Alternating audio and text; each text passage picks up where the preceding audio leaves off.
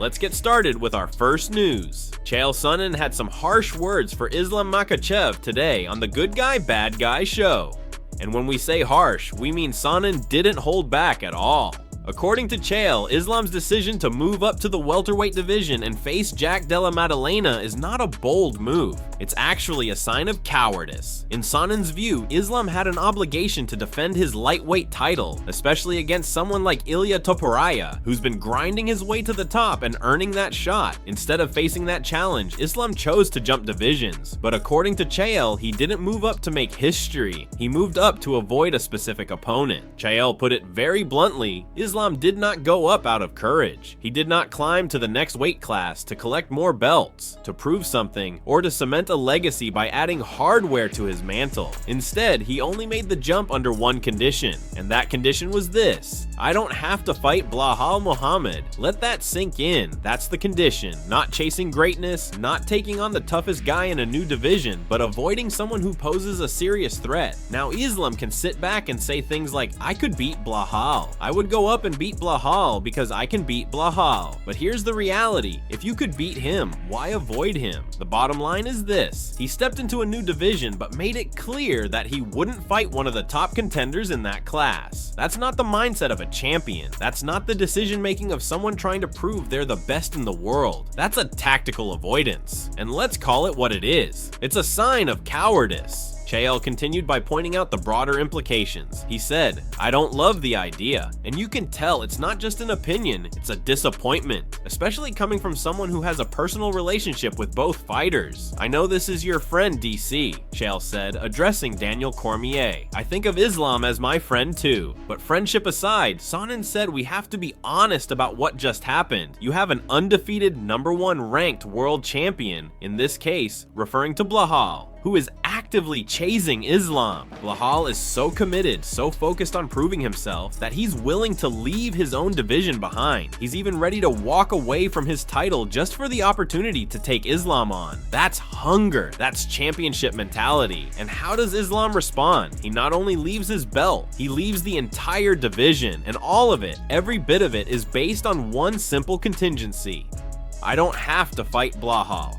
Chael wrapped it up by saying, not for nothing, this is not the way champions conduct themselves. Moving on to the second news, Aljamain Sterling has voiced some real concerns about Kamaru Usman's upcoming matchup against Joaquin Buckley. According to Sterling, Usman might struggle with Buckley's explosiveness and athleticism, and honestly, he might have a point. That fight is set to go down at UFC Atlanta on June 14th, and right now, Buckley is red hot. He's got the momentum, the confidence, and he's been finishing his opponents in style. Usman, on the other hand, has been dealing with some serious layoffs, and as Sterling said, layoffs kill you, man. No matter how talented you are, time off in this game is brutal. Yes, Usman can still show flashes of greatness. We saw it in his fight with Kamzat. Let's not forget, he stepped up on extremely short notice, something like 11 or 15 days, and still managed to give Kamzat a run for his money. It was a very competitive fight and came down to that third round. Some people thought Usman might have edged it, others gave it to Kamzat, but either way, Usman showed up. But again, that layoff, it really takes a toll, and so do the injuries. Usman has dealt with lingering issues, especially with his knees, and that kind of damage adds up over time. As Aljo put it, he's got a lot more going against him than he does going for him right now. Now compare that to Buckley. This guy has everything working in his favor. He's been active, he's been healthy, and above all, he's been winning. The momentum is on his side. You can just hear it in his voice when he speaks. He's not just hyping himself up.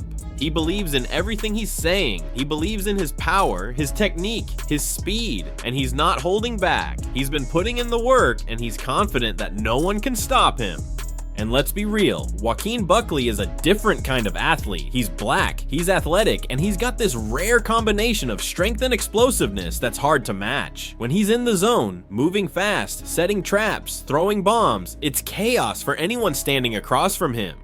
Sterling described it like this: when he's like this and he's ready to knock a few buck, and then he's freaking shucking and jiving, and then he comes in swinging those bungalows, you better watch out. And honestly, he's not wrong. Father Time comes for everybody, and Usman, while still a legend, is dealing with the realities of aging and wear and tear. Sterling even said this fight could be a passing of the torch moment. Buckley has already proved himself in high-level matchups. That win over Wonderboy, that wasn't just another win, it was a statement.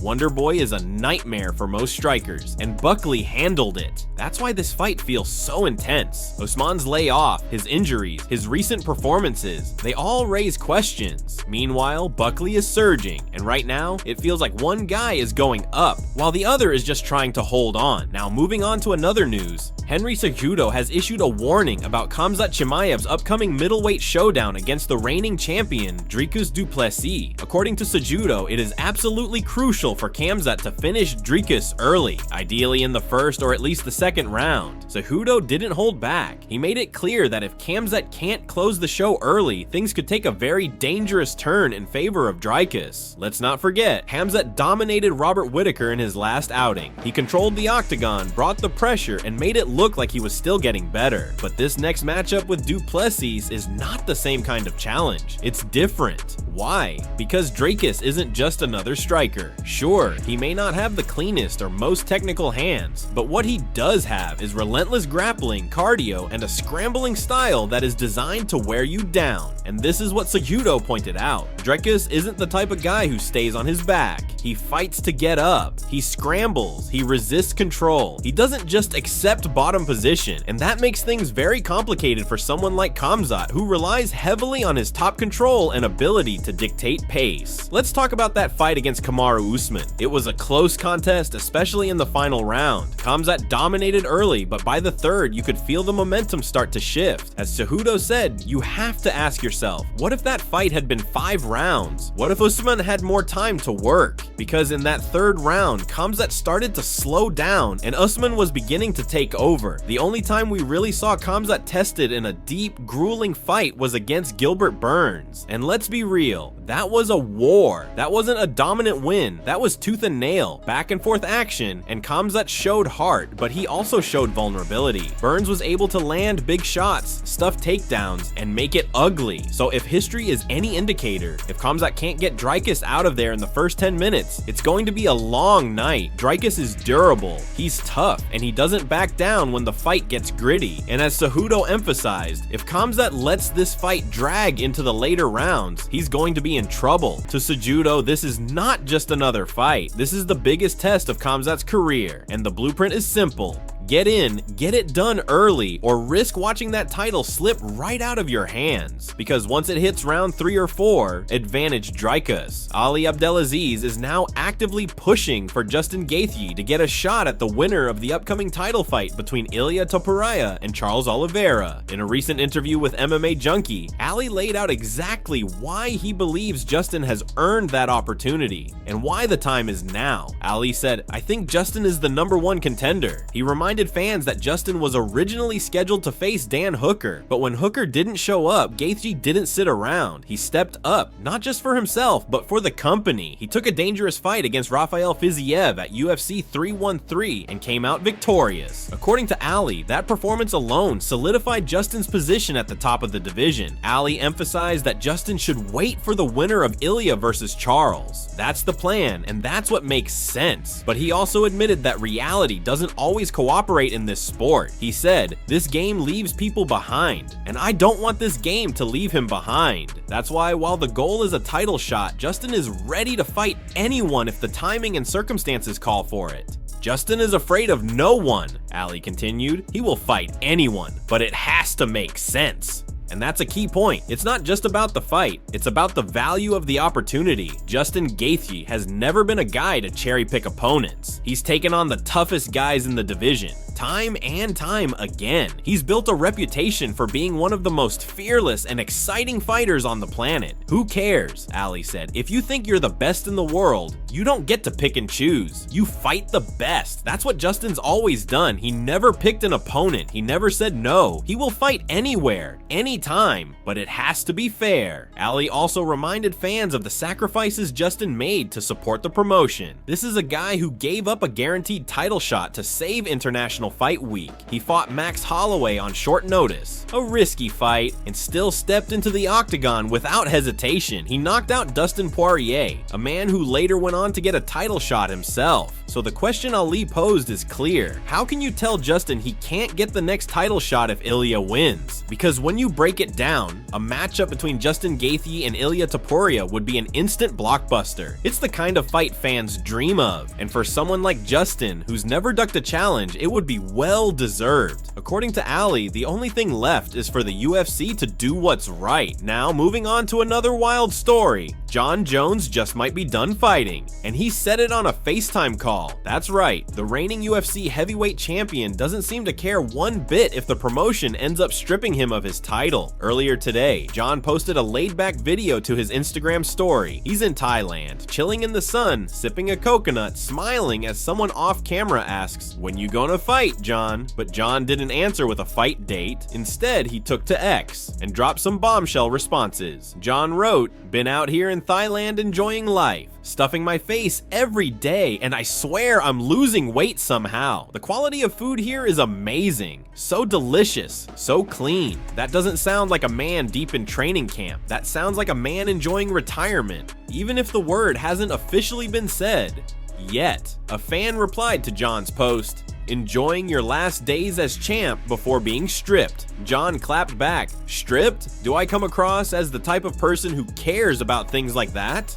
Another fan pushed him further, saying, "Yes, otherwise you'd have vacated the belt a long time ago, because you don't plan to fight Tom." Jon doubled down, "Y'all barking up the wrong tree. I told the UFC my plans a long time ago. I have no clue why they haven't shared them with you guys yet." And when asked directly, "What exactly are your plans?" Jon responded with zero hesitation, "To continue to monetize on this amazing brand that I've created." He wasn't done trolling the trolls. Another user fired at him, "Shut the footy up and fight." And Jon, cool as ever, replied, "This attitude right here is making me a very wealthy man. This desperation is incredibly lucrative, so thank you. Keep it coming." And then the final twist. A clip surfaced online, and this one may have said everything. In the footage, Jon Jones is on a FaceTiming call with his old friend Camille Gave. Camille's hyped to see Jon still fighting. He tells him, "You still got 10 more years left." But Jon doesn't agree. He cuts in calmly and says, "Oh, I'm done." Done? One word, but coming from Jon Jones, it hits hard.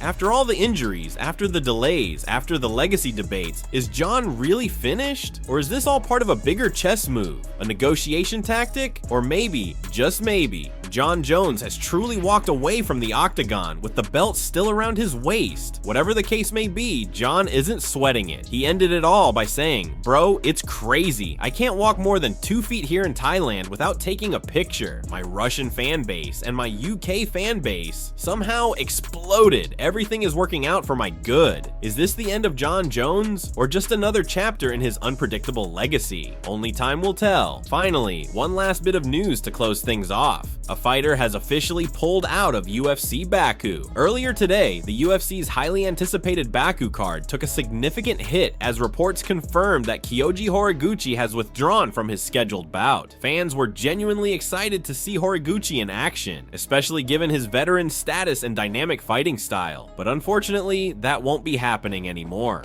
As of now, there's no official explanation as to why Horiguchi pulled out. There's been no word from the UFC, his team, or the fighter himself. It could be an injury, it could be a personal issue, or possibly travel or visa problems, all of which are common reasons for last-minute withdrawals. But again, until an official statement is released, we're all just speculating. Thankfully, the UFC didn't waste any time. They moved quickly to keep the card intact and found a solid replacement. Tagir Ulanbekov will now step in to face Azat Maxim on what is shaping up to be a pretty exciting Baku card. This new matchup might not carry the same star power as Horiguchi's name, but make no mistake, this is still a very interesting fight. Tagir Ulanbekov is no stranger to high-level competition. He's been grinding in the UFC flyweight division, and he's part of that loaded camp out of Dagestan. You know what that means: wrestling heavy, relentless pressure, high fight IQ, and discipline. Tagir has the tools to give anyone in the division a tough night. On the other hand, you've got Azat Kamzat Maxim, an undefeated prospect who's hungry to make a name for himself. Maxim is explosive, well-rounded, and eager to show the world what he's capable of. Originally, he was supposed to be tested by a seasoned veteran in Horiguchi, but now he's facing someone just as dangerous and arguably even hungrier in Ulanbekov. So now the question becomes, who has the upper hand in this new matchup? Tagir brings in strong grappling, solid control, and octagon experience. He's faced high-caliber opponents and knows how to handle pressure, but Azat Maxim brings the unpredictability of a rising contender. He's undefeated, and sometimes that confidence alone can push a fighter through adversity. Stylistically, this could turn into a grappling-heavy battle, or it could play out on the feet if both fighters decide to test their striking. Either way, fans in Baku and around the world are in for a very competitive and technical matchup. So even though losing Horiguchi is a letdown for fans who were excited to see him perform, the UFC did a fantastic job keeping the card intact with a quality replacement. What do you guys think about this last-minute switch-up? Are you excited for Ulanbekov versus Maxim? And more importantly, who do you think takes the W? Let us know your thoughts down in the comments below.